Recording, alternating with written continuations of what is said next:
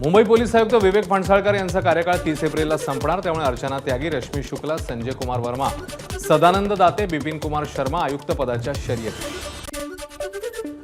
बहुप्रतीक्षित अमरावती विमानतळाचं उद्घाटन बुधवारी 16 एप्रिलला होणार। मुख्यमंत्री फडणवीस, उपमुख्यमंत्री एकनाथ शिंदे, अजित पवार यांच्या हस्ते होणार उद्घाटन। मुंबई अमरावती मुंबई असं पहिलं उड्डाण होणार।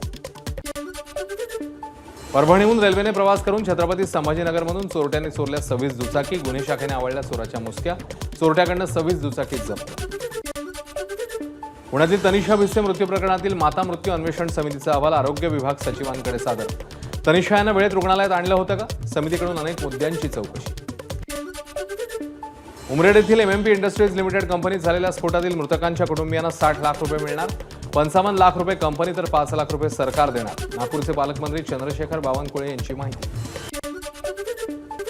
पालघरच्या बहाडोली येथे सूर्या प्रकल्पाच्या पाईपलाईनला भगदाड। पाईपलाईन फुटल्यामुळे मोठ्या प्रमाणावर पाणी वाया। वसई विरार महापालिकेच्या भोंगळ कारभाराचा वसईकरांना फटका।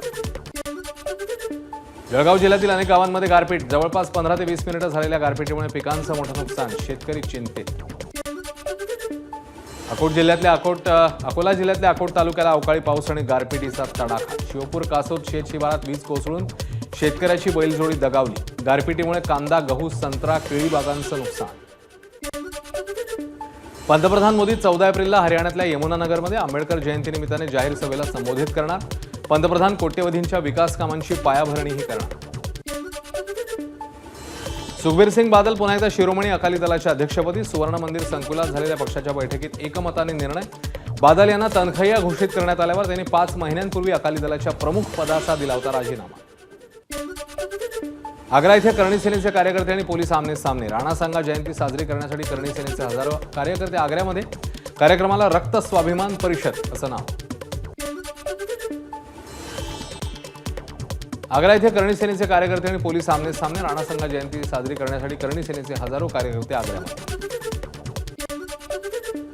नागपूरचे न्यायमूर्ती भूषण गवई भारताचे 52वे सरन्यायाधीश बनणार। बुधवारी 14 मे रोजी राष्ट्रपती द्रौपदी मुर्मू यांच्या हस्ते शपथ घेतली जाणार। विद्यमान सरन्यायाधीश संजीव खन्ना यांच्या निवृत्तीनंतर गवई बसणार सरन्यायाधीशपदी।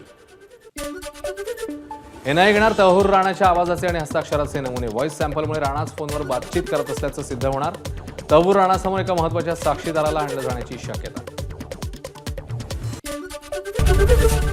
एबीपी माझा, उघडा डोळे बघा नीट।